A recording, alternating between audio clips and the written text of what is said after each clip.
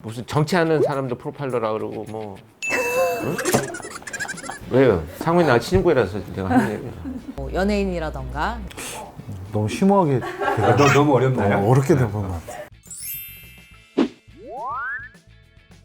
전 경찰청 프로파일러 권윤영입니다. 현 경찰청 프로파일러 경위 백승경입니다. 유지현 경이고요. 경찰 수사연수원 교수로 있는 송태화입니다. 전북지방경찰청에서 검시조사관으로 있는 현철호 검시관입니다.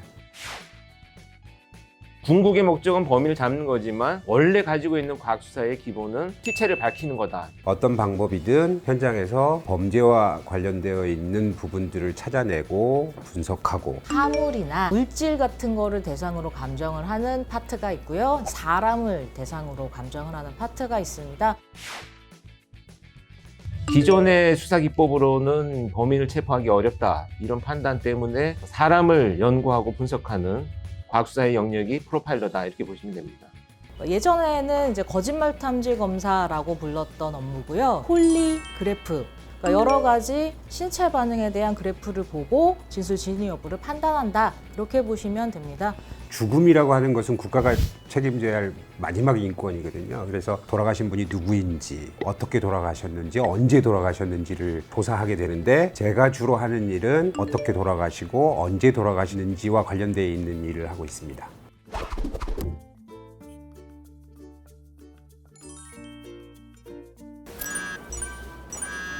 저는 아예 안 보진 않고 과연 어떻게 다루는지 궁금해요, 가끔. 왜냐하면 완전 허구는 아닌 부분들도 있잖아요. 어떤 시스템이라든가 이런 것들이 특히 미 CSI 같은 경우에는 뭐가 있는지 어떤 그런 정보 수집 차원? 이제 첫 화, 둘째 화 정도 보고 이제 욕하면서 안 보는 경우가 많고요.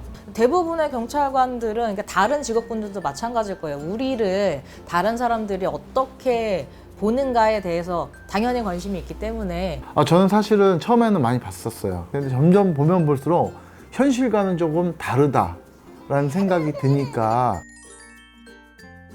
동그라미. 프로파일러 직업병 되게 많아요. 어떤 특이한 상처가 생기잖아요. 시신에. 그러면 그 범행 도구를 특정을 잘 못하면 과수사요원들이나 프로파일러들은 다니면서 모든 물건을 그 상처와 맞춰봐. 머릿속에서. 저거 막 이런. 저 조각이 저기랑 맞을까? 이런 걸 진짜 계속 맞추게 돼. 나도 모르게. 맞아. 식당이나 카페 같은데 음식점 들어갔을 때 출입구가 보이는 제일 안쪽 자리에 앉아요. 들어오는 사람은 관찰을 해야 되거든요. 그게 버릇이에요. 그냥 원래 사람 관찰하는 걸 좋아했는데 그러니까 이 직업을 하면서 그게 더 좀 심해져서 가고 싶어 하는 곳이 지하라면 절대 안 가고요. 화재의 위험성이 있는 거고요. 물속엔 절대 안 들어가려고 하는 심리? 뭐 이런 거요.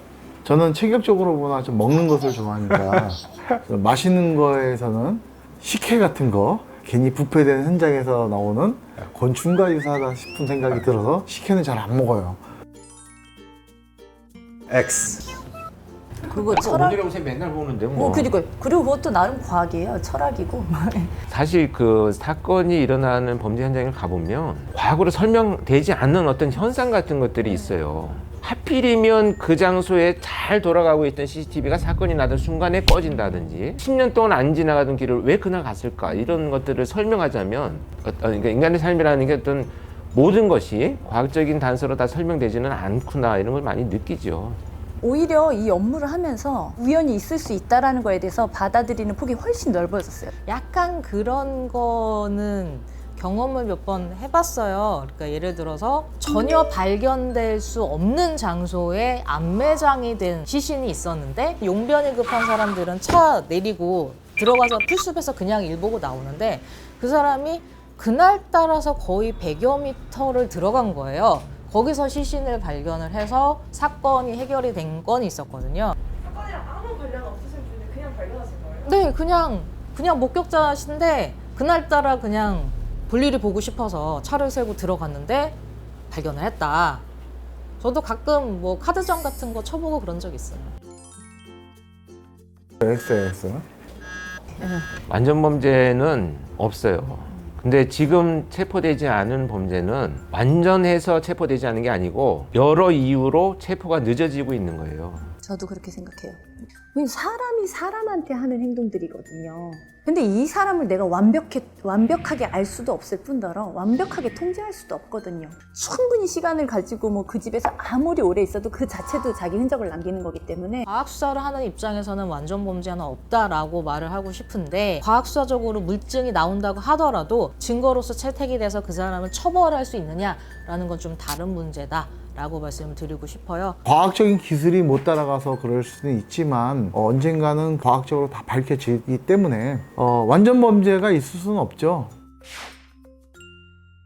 미제 사건만을 수사하는 게 아니고 미제 사건도 수사하는 팀인데 현재도 미제 사건 여전히 많이 하고 있는데 아무리 그래도 저희가 제일 우선시 여기는 건 발생 사건이죠. 속에 아예 고정관념이 딱 생겨갖고 한쪽으로만 수사를 하면 다른 쪽 가능성에 대한 증거 수집이 전혀 안 돼요. 그러면 그건 평생 미제가 될 수밖에 없거든요. 드라마나 영화에서 수사팀과 프로파일러들이 자꾸 이렇게 갈등을 겪는 이유가 기존의 수사 방법으로 고수하던 이런 것과 새로운 범죄의 이 어떤 전환기에서 서로 간의 관점의 차이가 충돌하는 것이지 사실 이게 갈등은 없어요. 네, 맞아요. 폴리그래프 검사는 수사상 필요한 경우에 한해서만 이루어지게 돼 있고요. 가장 중요한 점은 검사를 받는 사람이 검사를 받겠다고 동의를 해줘야 돼요.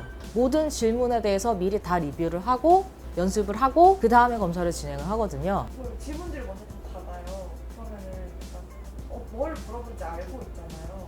속일 수 있는 여지가 있지 않을까요? 그러니까 그렇게 생각하는 분들이 있는 것도 저희가 다 계산을 하는 거예요. 왜냐하면 본인이 내가 거짓말을 하고 있다는 것을 알기만 하면 검사는 성립을 해요. 시체를 보는 나름의 방법들이 정해져 있고 또 어떻게 접근해야 되는지에 관련되어 있는 시스템도 있고요. 범죄와 관련되어 있는 것이라면 손톱을 자르기도 하고 밑에 증거도 채취하고 DNA도 채취하고. 여러 가지 것들을 순서에 따라서 그렇게 시스템화되어 있죠. 처음에 저도 과학수사위원이지만 누군가 죽음과 관련된 현장에 갔을 때는 당황스럽죠. 죽음을 매일 보는 거와 관련되어 있어서 감정상의 어떤 기복은 조금은 있지만 죽음을 조사하는 일은 전공이기 때문에 그렇게 자연스러운 일. 없어요. 그냥 열심히 자기가 하고 싶으면 다 하는 거예요. 특별한 능력이 있는 사람이 아니고 융화가 안 돼요. 자기가 특별한 능력이 있다라고 생각하는 사람은 일단 우리가 조직 생활을 해야 되는데 그래갖고 난 너무 잘난 사람은 그래서 내가 조금 힘들어갖고 그건 맞는 것 같아요. 프로파일러가 되고 싶으면 내가 경찰이 되어야 해요. 과학수사요원이 되든 아니면 뭐 형사가 되든 경찰이 되어야 하거든요.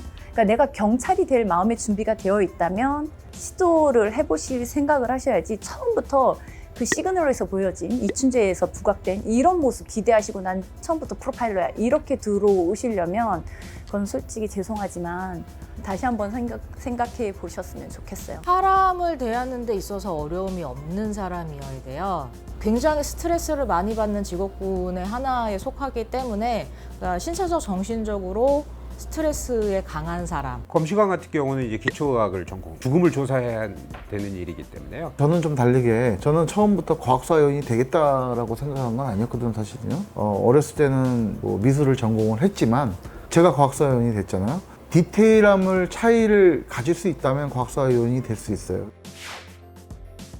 이렇게 친절하게 해주신 분도 있는 반면에 좀 냄새 난다. 아니 별일 없었는데 그런 오해?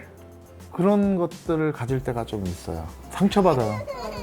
검사를 했는데 자기가 원하는 검사 결과가 나오지 않았을 때 가끔 이의제기를 하는 분들이 계시거든요. 정보를 다 공개를 해라. 내가 거짓 반응이 나왔을 리가 없다. 근데 모든 사람들한테 다 똑같이 검사를 하는 것이기 때문에 그렇게 나왔다라고 볼 수밖에 없는 거고요.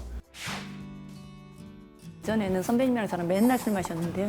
술을 많이 먹으면 문제가 되지만 같은 일을 하는 사람들끼리 식사를 하거나 또 차를 마시거나 뭐 가벼운 생맥주 한 잔씩 마시거나 이럴 때 굉장히 지지받는다는 느낌을 가질 수 있어요. 정말 끔찍하니 잔혹한 얘기를 누구와도 나눌 수 없거든요. 그런데 같이 투입된 사람은 같이 있는 것만으로도 거기 나 혼자 있었던 게 아니잖아. 너도 같이 있었잖아. 이런 서로 간의 어떤 의지와 지지되는 이런 시간이기 때문에 나의 스트레스를 이겨내는 방법은 동료들한테 있다 이렇게 생각합니다. 그러니까 일반 다른 가족이랑 친구들하고는 공유가 안 되거든요, 그 감정이. 근데 선배님하고 같이 현장에 나갔던 선후배들하고 동기들하고는 그게 공유가 되는 거예요. 같이 좀 힘들었던 거, 넌 뭐 어떻게 봤냐? 라든가, 야, 나 이렇게 힘든 거 맞지? 정상인 거지? 막 이런 얘기들을 공유하면서 서로 이렇게 다독여준 거? 그러면서 버티는 것 같아요.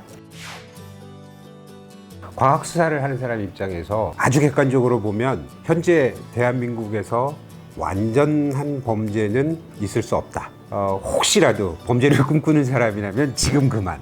과학사를 또 많이 사랑해 주시는 분들이 있기 때문에 최선을 다하는 것이 역시 저희의 임무이기 때문에 항상 지켜봐 주시고 경찰 많이 사랑해 주시라는 말씀 더불어 드립니다. 네. 제가 하는 일이 적어졌으면 좋겠어요. 사람들이 범죄를 많이 저지르지 않고 어떤 거짓말도 하지 않아서 제가 하는 업무 자체가 양이 많지 않았으면 좋겠어요. 좀 많이들 오해하시는 게 저희가 하루아침에 된 게 아니거든요. 그리고 저희도 경찰이고 수사관이거든요. 겉으로 보여지는 어떻게 보면 화려한 모습들만 이렇게 자꾸 부각이 돼서 안팎으로 오해를 많이 사요. 같이 협력해서 좀 더 효율적으로 수사를 하려고 하는 거니까 오해 안 하시고 다 함께 행복하게 살았으면 좋겠어요. 경찰 과학수사 프로파일러 이런 분들은 국민들의 칭찬을 먹고 살아가는 사람들입니다. 경찰이 제대로 서고 과학수사가 제대로 된다면 그것이 결국은 나를 보호하는 일이다 이렇게 생각을 해주시고 응원을 해주신다면 아마도 모두 힘을 내리라 이렇게 생각합니다. 근데 이상하다 이거 너무 뭔가 좀 부족한데? 뭐 어떤 게 아니 그게 아니라 이제 바보 같아 인터뷰가. 아니에요? 소리요? 소리 잘 나나요? 네, 가족은 절대 안 돼. 집사람 분석은 절대 안 되죠. 돼. 전 제 동생이 영원히 할 절대 수가 없어요. 그럼요. 모르겠어.